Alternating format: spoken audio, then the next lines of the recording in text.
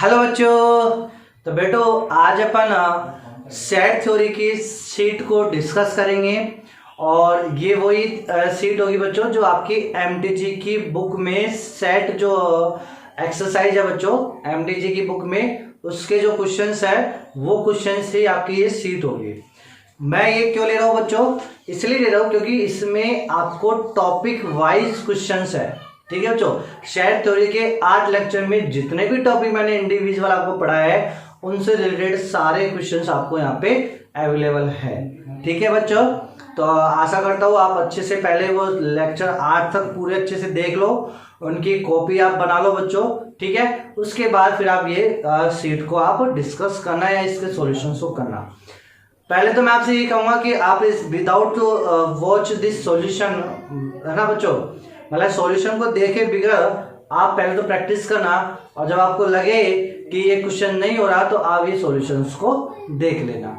Okay बच्चों, तो चलो बच्चों, तो बच्चों अपन डिस्कस करते हैं। पहला जो टॉपिक है इस एमटीजी का वो है सेट्स एंड देयर रिप्रेजेंटेशन, यानी सेट्स को केवल बनाना है और उसको रिप्रेजेंट करना है। केवल 5 क्वेश्चंस आपको इसी के फॉर्मेट में करने हैं बच्चों। ठीक है, तो ये 5 क्वेश्चंस आपकी स्क्रीन पे आ रहे होंगे बच्चों। ठीक है, तो कुछ ही समय के लिए होंगे जिनके पास बुक नहीं ली है एमटीजी की, जिन बच्चों ने, तो आप देख सकते हो कि यहाँ पे 5 क्वेश्चंस है बच्चों। ठीक है, अब ये जो 5 क्वेश्चंस आप है देख लो इनको, क्योंकि अभी थोड़ी देर बाद ये गायब हो जाएंगे यहाँ से। ठीक है बच्चों, देख लिया। चलो अब पहला क्वेश्चन देखो बच्चों क्या है। पहला क्वेश्चन जो आपके पास है क्वेश्चन नंबर 1, इसमें आपको दिया हुआ है the set of all natural number x such that. तो बच्चों आपको क्या करना है, समुच्चय बनाना है। किससे? प्राकृत संख्याओं में से। तो एक एक्स है जो कहां से लिया है, प्राकृत संख्या से। ठीक है, तो प्राकृत संख्या कौन सी होती है बच्चों? 1 2 3 4 सच दैट ऐसी होती है।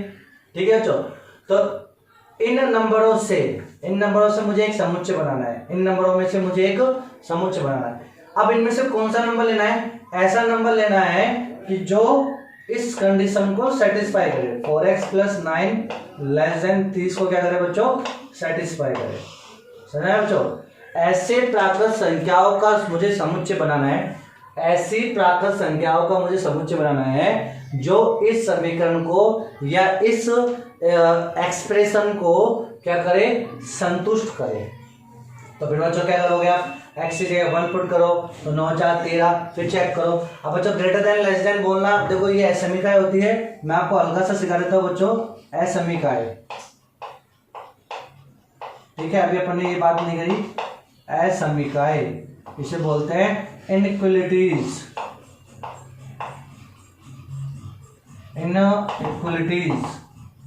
ठीक है बच्चों, अब इनइक्वलिटीज में जैसे मैंने बोला, एक तो चिन्ह होता है ये वाला, एक चिन्ह होता है ये वाला, एक चिन्ह होता है ये वाला, एक चिन्ह होता है ये वाला और एक होता है ये वाला। ठीक है बच्चों, अब मैंने क्या करा यहाँ पे, मैंने लिखा 5 और यहाँ लिखा 7। तो बोलो बच्चों अब ये क्या होगा? देखो अब इसको बोलेंगे कैसे? तो यहाँ आगे से पढ़ेंगे हमेशा अपन। कहाँ से पढ़ेंगे? आगे से। तो 5 7 से छोटा नंबर है। देखो ये इसका मतलब है, इसका मतलब क्या होगा कि यहाँ पे जो भी नंबर होगा a और b, तो इसको बोलेंगे क्या कि a b से छोटा है। शायद ये मैंने आपको सिखा भी दिया। ठीक है, 8 लेक्चर में मैंने ये बोलना भी सिखा दिया आपको, लेकिन नहीं है तो फिर वापस से सीख लो आप कि a b से क्या है? छोटा है। ठीक है, ये चिन्ह का मतलब ये होता है। लेस देन का एक चिन्ह है बच्चों ये। तो जहां पे मुंह बांटता है ना वो बड़ा होता है, बस आपको तो ये। लेकिन बोलेंगे कैसे गणित में अपन? आगे से। तो ये देखा a, फिर ये चिन्ह देखा ओ, अच्छा तो ये ये b से छोटा है। तो इस वाले केस में अपन क्या बोलेंगे? 5 7 से छोटा है। इस चिन्ह को देख के ना 5 7 से छोटा है। अब बच्चों यदि ऐसा होता तो बोलो क्या बोलेंगे? 5 3 से छोटा है। सही है क्या? 5 जब बोलेंगे तो कैसे? 5 3 से छोटा है। अब हकीकत में क्या 5 3 से छोटा है क्या? नहीं। तो ये स्टेटमेंट क्या हो जाएगा? गलत, कि आपने ये गलत लिखा है। समझाया बच्चों? तो ये स्टेटमेंट गलत हो जाएगा। यदि कोई आपसे बोलता है 5 < 3 तो ये गलत हो जाएगा। 5 3 से छोटा नहीं होता है। बोल ये भाषा तो यही होगा, इसका मतलब ही ये मीनिंग है कि ये वाला नंबर इस वाले नंबर से छोटा होगा। लेकिन हकीकत में ये नंबर छोटा होता नहीं है, तो ये गलत हो जाएगा। समझ में आया बच्चों? ऐसे मान लो मैंने यहाँ लिखा ए और बी। अब बोलो, आप क्या बोलेंगे कि ए बी से बड़ा नंबर है, ये इधर आ गया ना ये चिन्ह, तो A greater than B, A B से बड़ा है। अब यदि ऐसे बोला तो ऐसे, इसका मतलब क्या है कि ए बी से छोटा है, या देखो इसको बोलेंगे, इस ये चिन्ह का मतलब क्या है कि ए बी से छोटा है, ठीक है। यदि ए बी से छोटा है तब भी सही होगा, या ए बी के बराबर है। सुना है बच्चों? तो जैसे मैंने देखो, मान लो इनमें से कोई भी एक स्टेटमेंट सही हो गया, इनमें से कोई भी एक स्टेटमेंट सही हो गया, तो ये वाली लाइन सही हो जाएगी, तो ये वाली इनइक्वालिटीज करेक्ट मानी जाएगी। अब कैसे? देखो मैंने लिखा बच्चों 5 लेस देन इक्वल टू 7, इसको बोलते हैं लेस देन इक्वल टू 7। अब इसका मतलब क्या है बच्चों? इसका मतलब ये है, ये चिन्ह का मतलब क्या है, ये वाला चिन्ह का मतलब कि 5 इस वाले नंबर से छोटा होगा, मतलब 5 7 से छोटा है। सही है? हाँ बिल्कुल सही है। तो 5 7 से छोटा है, ये तो सही हो गया। या का मतलब यूनियन या और, ठीक है, हिंदी में और बोल लो, समुच्चय में यूनियन लगा लो। और फिर दूसरा क्या है, 5 बराबर 7, ए बी के बराबर है, तो क्या 5 और 7 बराबर होते हैं क्या? नहीं, तो ये लाइन गलत है। तो ये स्टेटमेंट गलत है, ये स्टेटमेंट सही है, तो पूरा स्टेटमेंट क्या माना जाएगा? सही। क्यों? क्योंकि एक तो सही ना। सुना है बच्चों? ये तो द्विघात समीकरण में जो आप हल करते थे, मूल निकालते थे 10वीं क्लास में बच्चों, तो आपने सीखा होगा कि 2 मान आते थे, मूल 2 आते थे, तो उसको आप बोलते थे या लगा के, x की वैल्यू 2 या x की वैल्यू 3, ठीक है। तो जब भी अपन कोई भी 2 स्टेटमेंट को या लगा के बोलते हैं, तो दोनों में से यदि एक भी सही हो तो भी वो सही माना जाएगा, ठीक है। तो ये वाला स्टेटमेंट सही क्यों माना जा रहा है? क्योंकि 5 7 से छोटा है, 5 7 के बराबर नहीं है, लेकिन 5 7 से छोटा है, तो एक स्टेटमेंट तो सही हो गया, तो ये स्टेटमेंट भी सही माना जाएगा। समझ आया बच्चों? ऐसे सेम कहानी इसमें बोली जाएगी। इसमें क्या बोला जाएगा कि ए बी से बड़ा है या ए बी के बराबर है, और ए बराबर बी का मतलब क्या होगा बच्चों? ए और बी दोनों बराबर है। यानी यदि मैंने किसी नंबर को ऐसे बोला 5 बराबर 7, तो ये गलत हो जाएगा। क्यों? इस लाइन का मतलब क्या है, ये सिंबल का मतलब तो ये है कि ये वाला नंबर और ये वाला नंबर क्या है? बराबर है, लेकिन हकीकत में ये नंबर बराबर होते हैं क्या? नहीं, तो ये गलत हो जाएगा स्टेटमेंट। समझाया बच्चों?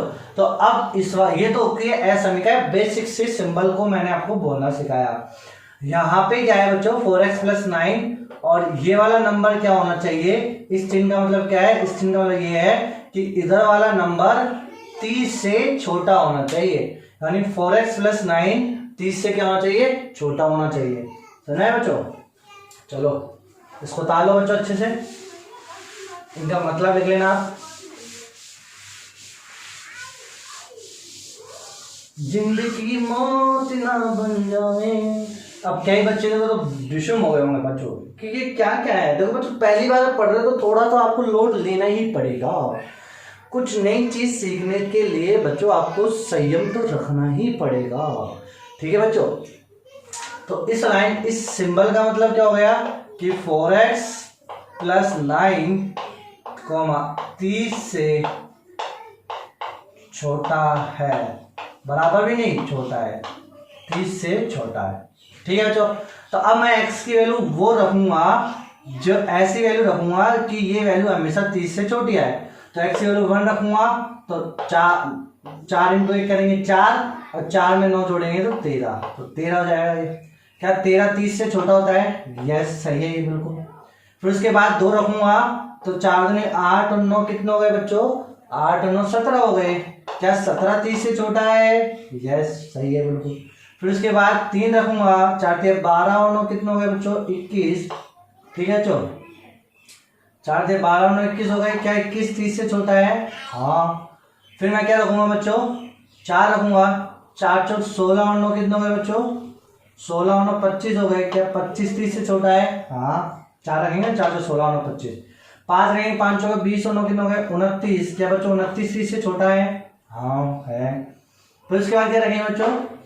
6 रखेंगे, 6 चौक 24 और 9 कितने हो गए 33। बच्चों क्या 33 30 से छोटा है? नहीं, 33 30 से बड़ा होता है, तो ये गलत हो गया। तो अब यहाँ की कौन कौन सी वैल्यू रखी मैंने? ये 1, x की वैल्यू 2, x की वैल्यू 3, x की वैल्यू 4 और x की वैल्यू 5। तो सेट जो बनेगा बच्चों, तो सेट क्या बन जाएगा? 1 2 3 4 5, ये नंबर का सेट हो गया। ठीक है बच्चों, तो ये वाला क्वेश्चन समझ में आया कि ऐसी प्राकृत संख्याओं का समुच्चय बताओ जो इस एक्सप्रेशन को या इस व्यंजक को सेटिस्फाई करती है। तो सेटिस्फाई कौन से नंबर कर रहे हैं? ये प्राकृत संख्या ही बोलिए बच्चों, केवल केवल क्या बोला आपको? प्राकृत संख्या। आपको यही नंबर रखवा रहा है, आपको ऐसे नहीं करवा रहा कि जीरो भी रखवा रहा हो, जीरो नहीं रखवा रहा, केवल ऐसे ही नंबर रखवा रहा है। ठीक है बच्चों, समझ में आ गया? यही नंबर है। अब यदि मान लो इस पे नंबर भी चेंज हो जाता, जैसे इसमें नंबर हो जाता i, मान लो ये ऐसे हो जाता x बिलोंग्स टू n की जगह x बिलोंग्स टू i या z देता।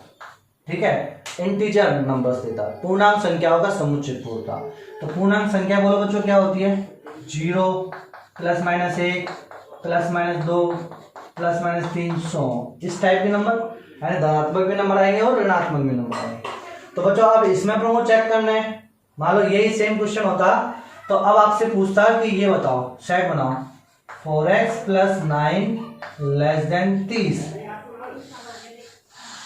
ठीक है, तो x की पूर्णांक संख्याओं के समुच्चय में से ऐसी संख्याएं जो इस एक्सप्रेशन को सेटिस्फाई करती हो का सेट बनाओ, का समुच्चय बनाओ।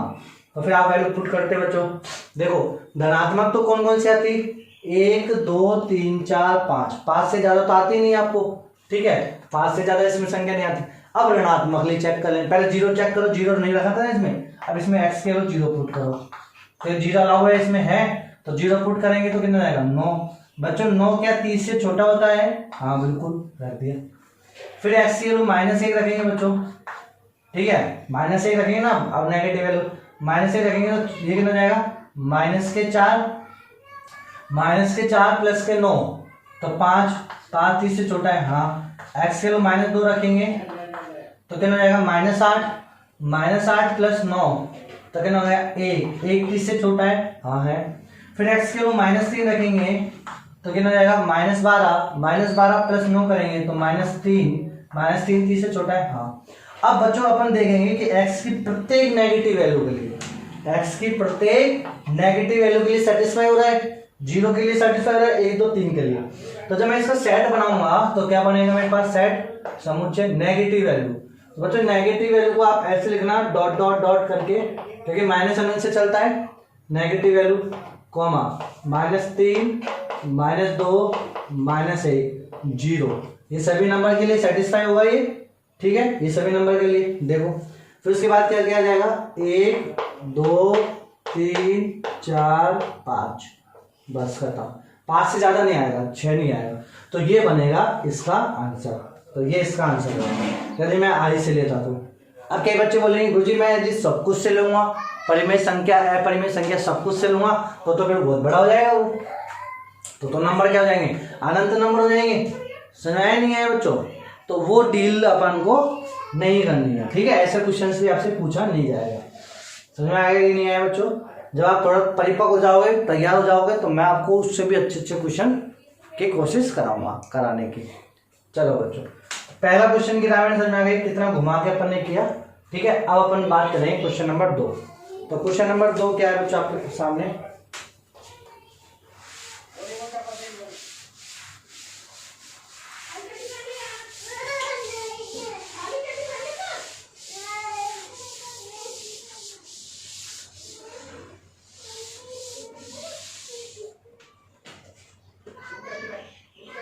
क्वेश्चन नंबर 2 बच्चों आपको दे रखा है कि set of all integer x, वही है। देखो बच्चों अपन को क्या करना है कि x की वैल्यू कहाँ से लेनी है? i या z है ना, यहाँ से लेनी है। और ये इसमें क्या होती है? 0 ±1 ±2 100, ऐसे नंबर होते हैं।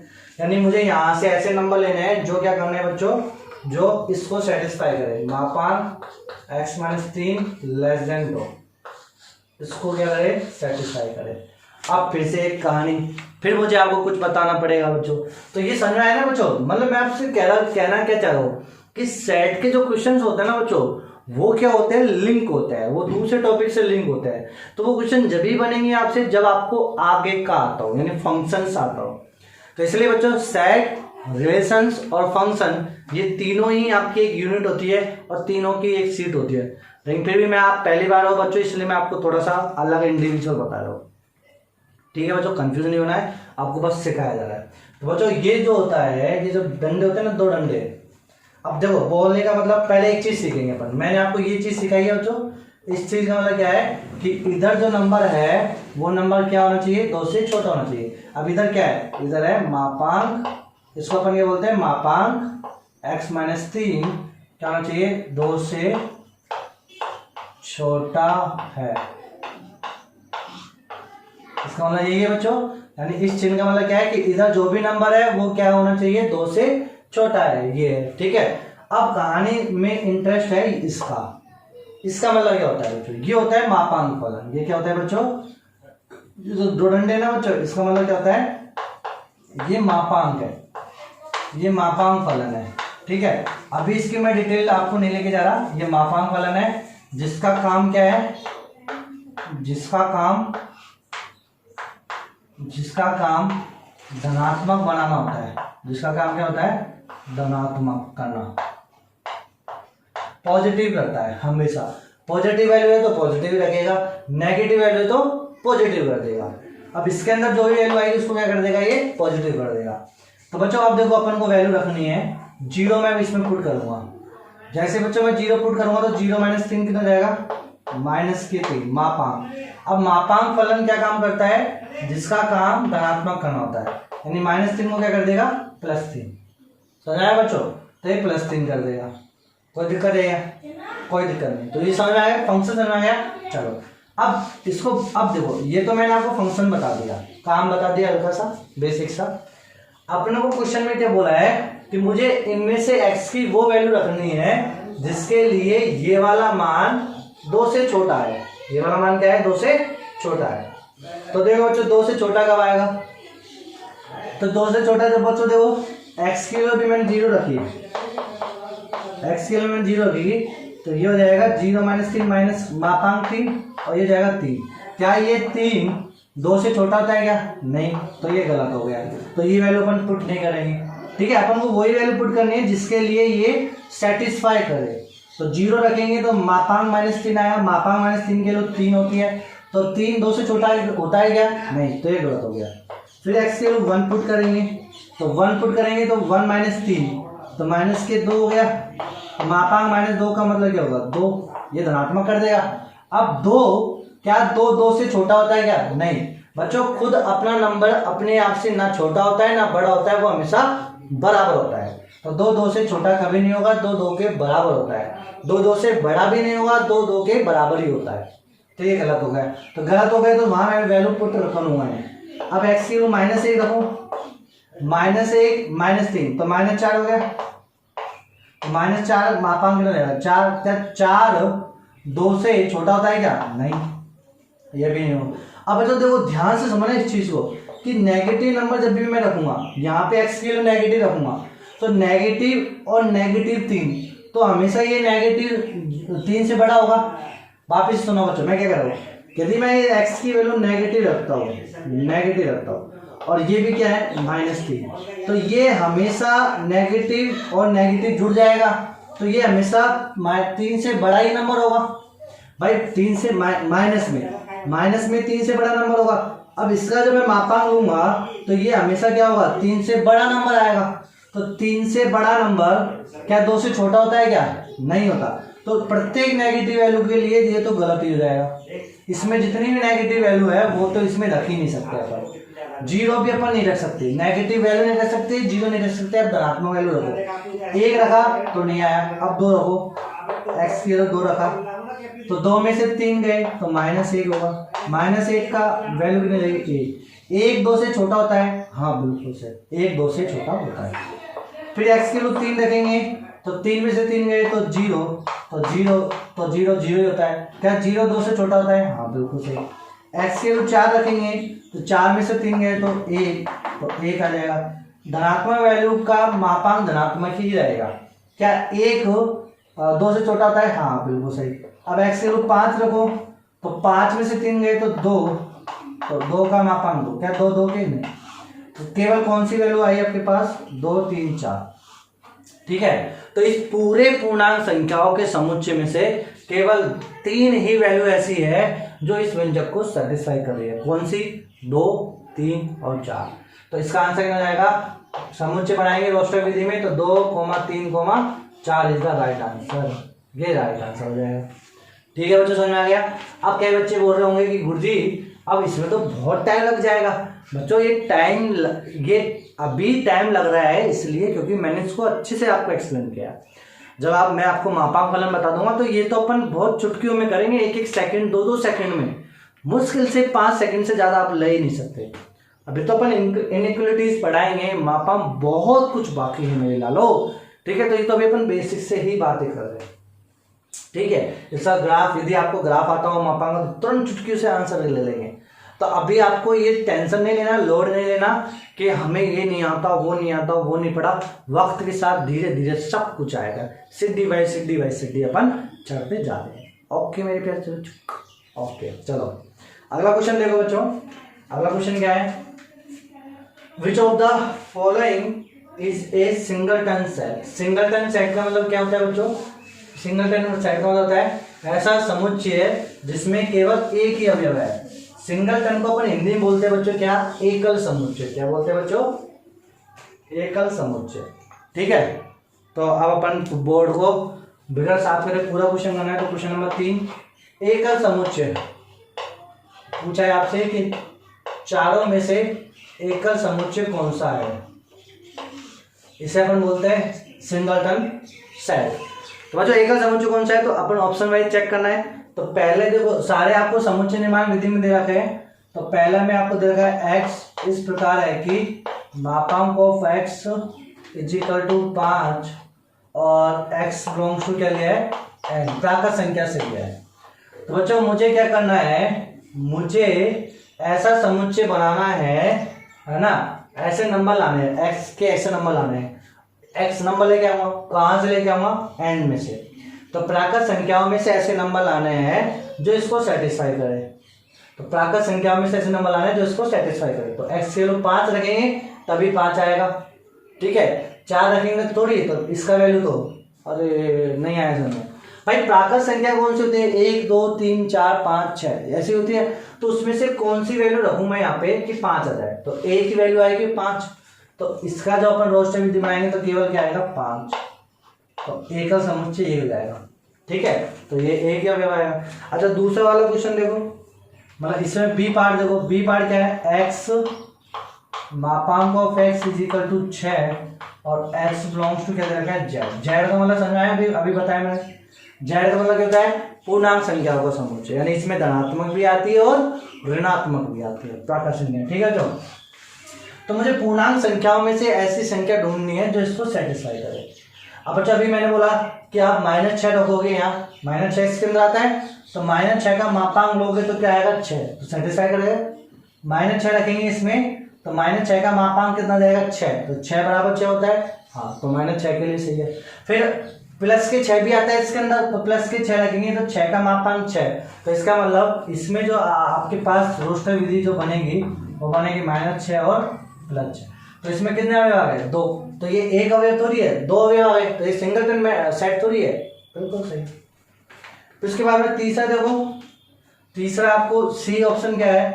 x लेना है मुझे, कहां से लेना है? वो लास्ट में दिया होता है आपको, ये यहां से x बिलोंग्स टू n, यानी प्राकृत संख्या।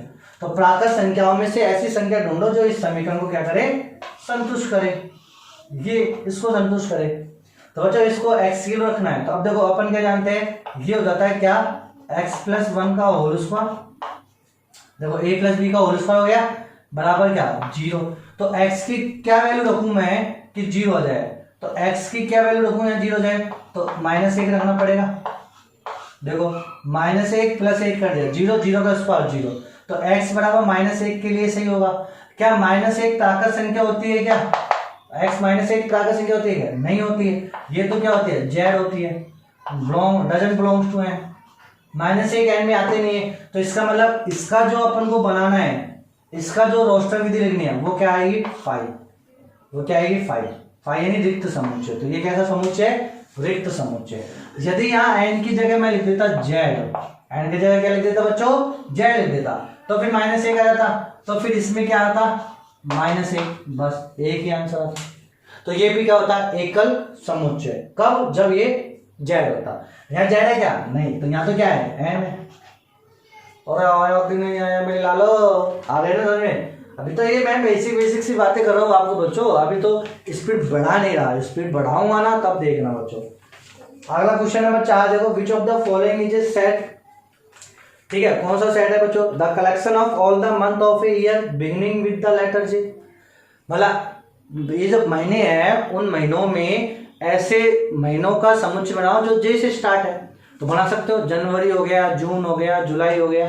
ठीक है, तो बन गया, तो ये शायद बन जाता है, तो यही आंसर हो गया। अच्छा दूसरा देखो B, the collection of 10 most talented writers of India.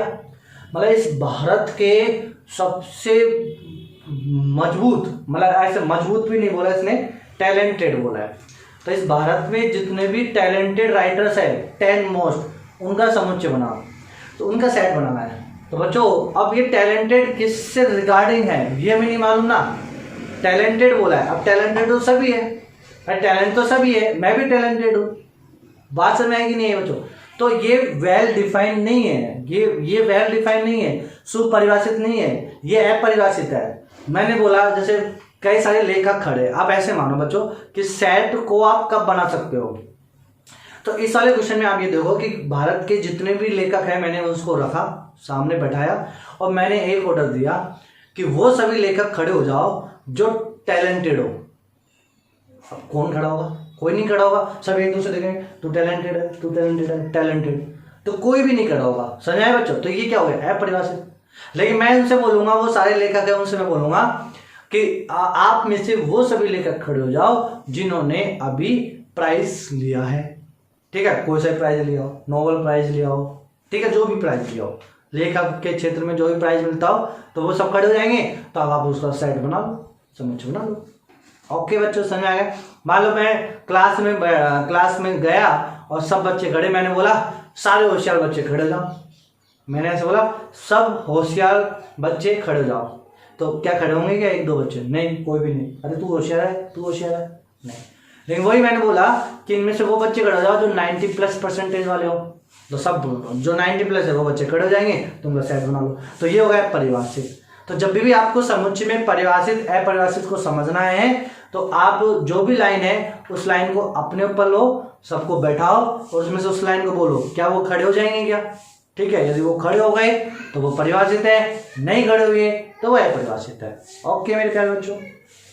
अच्छा तीसरा देख लो, a team of 11 best cricket batsman of the world, यानी बेस्ट क्रिकेटमैन, इस संसार में सबसे अच्छा क्रिकेट बैट्समैन, सबसे अच्छा बैट्समैन, उनको आपको टीम बनाना है। तो इस संसार में जितने भी बैट्समैन है, क्रिकेटर है, मैंने उनको सबको बैठाया, खड़ा किया, मतलब उनको बैठा दिया और उनसे बोला कि 11 ऐसे बैट्समैन खड़े जाओ जो सबसे बेस्ट है। अरे तू बेस्ट है, तू बेस्ट है, तू बेस्ट है, तो कोई नहीं खड़ा होगा क्योंकि बेस्ट पता नहीं कौन है। ठीक है, लेकिन उसी में मैंने बोला कि आईसीसी रैंकिंग में नंबर 10 पे आने वाले सब खड़े हो जाओ, तो वो खड़े हो जाएंगे। समझ आया बच्चों? ऐसे एक collection of most dangerous animal of the world, collection of most dangerous animals of the world. अब डेंजरस किससे? कईयों को तो कुत्तों से डर लगता है कईयों को बंदर से डर लगता है, कईयों को शेरों से भी डर नहीं लगता। ठीक है बच्चों, 35 रुपए का ढोरा मारू आता है, उसको पी के आप चाहे कहीं भी चले जाओ, किसी को डर नहीं लगेगा। तो डेंजरस कोई होगा क्या बच्चों? बात समझ में आएगी नहीं है? इस संसार में जितने भी डेंजरस जानवर है उनका आपको समुच्चय बनाना है। तो डेंजरस किस रिगार्डिंग, कौन डेंजरस है, किस संदर्भ में बात कर रहे हो आप? जहर के मामले में बात कर रहे हो, खाने के मामले में बात कर रहे हो, खूखाड़ने में बात कर रहे हो, ऐसे कुछ आपने बात किया नहीं, तो ये क्या हो गया? अपरिभाषित हो गया। समझ आया बच्चों? तो क्वेश्चन नंबर 4 समझ आ गया, तो पहला इसका आंसर। क्वेश्चन नंबर 5 देखो बच्चों, क्वेश्चन नंबर 5 क्या दे रखा है आपको, द सेट विल्टर फॉर्म यानी समुच्चय निर्माण विधि को आपको बनाना है। गिवन एक सेट ए, तो बच्चों आपको एक दे रखा है समुच्चय एक, क्या दे रखा है 3 6 9 12 ऐसे सच लाइक, ठीक है बच्चों। तो ऐसा एक समुच्चय, इसका मुझे समुच्चय निर्माण विधि बनाना, तो कैसे बनाना है बच्चों समुच्चय निर्माण विधि में, तो मैं क्या लूंगा x लूंगा, ठीक है बच्चों, ये ले लिया x, या तो आप इससे ऐसे निकालो या ऐसे निकालो। अब ये x मैं कहां से लूंगा, तो बच्चों मैं ये x बिलोंग्स टू कहां से लिया, n से लूंगा, क्यों, क्योंकि इसमें ऋणात्मक तो कहीं नहीं लिया, प्राकृत संख्या लूंगा 1 2 3 4, और x बराबर क्या रख दिया बच्चों मैंने 3n, ये 3 का गुणज है, 3 का मल्टीपल है बच्चों, ठीक है, x बिलोंग्स टू n ले लिया, और x बराबर जब 3x ले लो, इसको आप बोल दो 3x, बस सिंपल खत्म, ऐसे बोल दो। यानी x इस प्रकार है कि x बिलोंग्स टू n है प्राकृत संख्या में से, और ये 3x है, तो x के लोग 1 रखेंगे तो 3, 2 रखेंगे 6, 3 रखेंगे 9, 4 रखेंगे 12, 16 चल रहे, ठीक है बच्चों, ठीक है, ये इस प्रकार हो गया। अब इसमें भी देखो कई कई बुक्स ऐसे भी कर लेते हैं, वो जो भी ऑप्शन है उस ऑप्शन से देख लो, x सच डेट x बराबर 3n रख दिया, 3 का गुणज, और यहाँ पे जो n है उसको बिलोंग्स टू n दे दिया, ऐसे भी कर सकते हो आप, x बराबर 3n बोल दिया, और ये n की वैल्यू जो है वो प्राकृत संख्या से रख, तो उसका मतलब यही है, इसका मतलब यही है। यहाँ पे आपने x को डिफाइन कर दिया इसलिए 3x लिख दिया सीधा, यहाँ आपने x बराबर 3n को डिफाइन किया और n को कैपिटल N बोला, तो जो भी आपको लिखना है वो लिख लो। तो कौन सा ऑप्शन सही हो गया? अच्छा दूसरा b भी है, तो b बराबर क्या दे रखा है आपको 1 4 9 सो ऑन 100 तक है बच्चों, तो 100, अब ये तो फाइनाइट हो गया, हाँ, अच्छा 3 6 9 12, अच्छा बच्चों ये 12 तक ही है क्या बच्चों, ये 12 तक है, तो अब आप इसको बाउंड करना पड़ेगा, बाउंड कहाँ तक करोगे, देखो इसको लिखने का तरीका क्या है,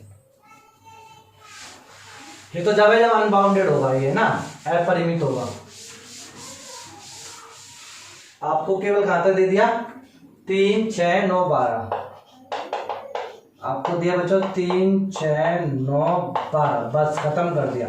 तो अब आप इसको लिखोगे तो कैसे लिखोगे, x ऐसे लिख लो या डॉट लगा लो, जो भी है, ठीक है, x बराबर क्या लिखा आपने 3n, और n बिलोंग्स टू क्या लिया कैपिटल N, और फिर इसमें भी कहां तक आप n तो ले लिया, लेकिन ये कहां तक करोगे केवल 4 तक, तो आप 1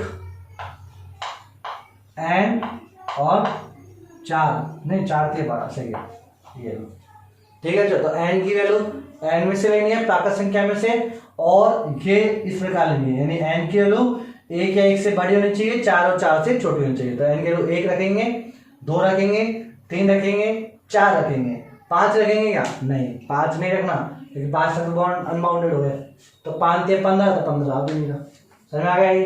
अच्छा इसका लिखना है मुझे, तो ये 10 तक है, तो देखो b क्या लिखेंगे, b x इस प्रकार x बराबर n स्क्वायर, और n बिलोंग्स टू क्या ले लिया कैपिटल N, और n के लोग कहां तक बाउंड कर दो 10 तक, तो 10 का स्क्वायर करेंगे 100, समझ में आया बच्चों, कोई दिक्कत है क्या, ये लो। अच्छा आप इसको ऐसे भी लिख सकते हो, देखो बच्चों n बिलोंग्स टू n हो गया, तो ये तो मालूम है कि n 1 से चलता है, तो आप इसको ऐसे लिख दो, ये भी हटा लो, ये लो, केवल 4 या 4 से छोटा, तो n के लोग 4 या 4 से छोटे होने चाहिए, और n कहां से लिया है कैपिटल N से, तो कैपिटल N से लिया तो कैपिटल N कहां से स्टार्ट होता है 1 से, तो 1 2 3 4, बस यहाँ आप चाहो तो इसको ऐसे लिख सकते हो, जो भी आपकी इच्छा हो ले लो। अब आप बात करो आप ऑप्शन में, तो ऑप्शन में क्या है आपको, तो option number B is the right answer, ठीक है बच्चों, तो ये समझ में आ गया।